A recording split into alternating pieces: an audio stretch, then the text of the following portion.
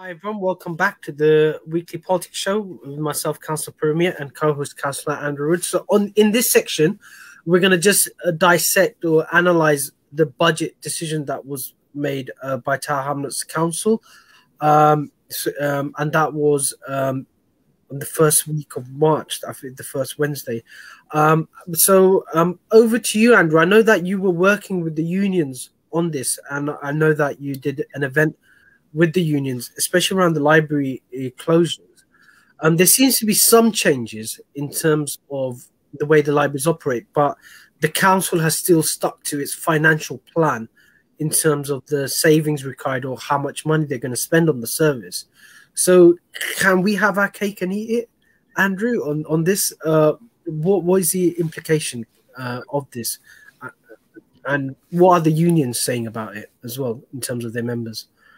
So obviously the main union concern was twofold, one of which was obviously job losses among, library staff. That was a primary concern, but also concerns about, the library service and the role that libraries play in society. And there was a kind of partial victory in the sense that the library in the Isle of Dogs at Cubitt Town Library was going to close completely. That was sort of in the original consultation. And the council have changed their minds on that, and they will keep it open, I think, for at least 5 days a week. I think slightly reduced hours, but certainly that's very positive news for the Isle of Dogs. And I think also the hours will be increased at some of the other libraries as well. But the council will still make other changes. So that, say, for example, the number of evening staff will be cut back. So the final paper that they proposed is actually they would still save pretty much the same amount of money as they originally going to save, and it would still be job losses, but less than what would be, I think, so going from 35 job losses, I think, down to 25 job losses. So still substantial changes for staff. So I'm not sure the unions are entirely happy about that, even if the news is slightly better than it was than we originally thought. And I think it's sort of clear that the reason for that change, I think, was a kind of combination of factors. I think it was the residents who wrote in and responded to the consultation and asked for it not to be closed, the union campaign, and I think also the letter from the 12 Labour councillors, that was one of their requests, was basically that the cut to the libraries be reversed. And they didn't achieve any of that, but at least on the libraries, there was some good news. And as we were just discussing in the last segment, is that the other call in is to do with the daycare centres closing. And that was another key budget issue as well, that the budget agreed to close those. So where do you see it going? I know in the council's speeches, in your amendment, Councillor Khan in her amendment, and in various speeches, both from Labour councillors as well, there was a request to the executive mayor to actually review it, that the picture is moving, and we need to basically see where we are, because it was just the day before Rishi Sunak announced his budget. We don't know what that fully means for Tower Hamlets. We're coming out of lockdown. We don't know how the economic recovery is going to pan out. There's uncertainty around Brexit as well. There's articles in the news about the impact on trade, etc. Businesses moving out, etc. So in light of that, there was a lot of requests, multiple requests for us to actually revisit the issue of the budget, say in the summer sort of ish. Has there been any comeback from the administration on that, Andrew, or have they responded to that? No, they haven't. And to be fair to them, this is an impossible time to be setting budgets, but I think it was particularly difficult setting a budget last December, and Rishi Sunak didn't even try, because he originally was going to do his budget last November, I think, and he delayed his until March, whereas what we agreed sort of a couple of weeks ago was basically something that was set in stone last December. So the argument that we were trying to make is, let's look at things again probably in September, because by then we'll know a lot more. We'll know, has everybody been vaccinated? Are people going back to their offices or not? What is the economic impact on the UK and on the economy of Tower Hamlets? Because if people don't go back to their offices in Canary Wharf and the City of London and places like that, and the tourists don't return to places like Brick Lane, then actually the budget cuts, that were agreed in this budget are just the start of another round of cuts, because we're going to have to cut even more, because 40% of our income comes from business rates. So we are very dependent on the health of businesses and offices and restaurants and shops in Tower Hamlets. And if they don't recover, then that is going to be really bad for us financially. But in the short term, we do have this extra money from government. And I think we're kind of, by September, we won't have spent it all. So the question is, do we need that as extra reserves, or can the mayor at that point, and obviously we've got elections coming in May 2022 as well. And the last time that the council didn't increase council tax by the maximum amount was just before the May 2018 elections. So my suspicion is that the next budget will be slightly more generous because the elections are coming than the last 3 years' budgets have been. The other decision that we made at the budget is to raise the council tax. What's the implication on that on the average bill? Sorry to put you on the spot. So I'm trying to remember what the council said. I think they said it's like an extra £1 extra a week for a band 2 property, because obviously it's not just Tower Hamlets council tax that's going up. Also the Mayor of London's share of council tax is going up substantially as well. And I think in total, council tax has gone up by 25% in the last sort of 5 years because of the accumulator impact. But then other councils are doing the same. But one of the interesting things is that, the council kept saying, well, the government expect us to increase by 4.99%. But actually, I think 2/3 of councils in the UK also went up by 4.99%, but 1/3 didn't. 1/3 chose to have a lower increase, which I sort of thought was interesting. But because of that, we still are approximately the 7th or 8th cheapest council tax in London. So there are some councils in London who charge a lot more council tax than we do. So even though it is increasing, it's still, compared to other London boroughs, it's still at the same rate. But my concern is that average salary increases, the ONS think is about under 3%. Inflation currently is 0.9%.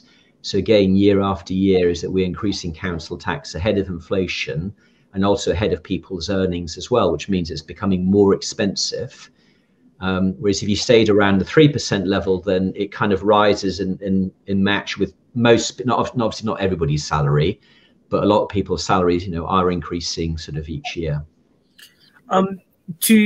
The other thing the administration said they did was they retained their 100% support for council tax relief, whereas they were pointed to other councils who don't give 100%, that even if you're on a low income, you're expected to contribute something towards council tax. And they said that they're maintaining their commitment to, they know we all agree that council tax is regressive.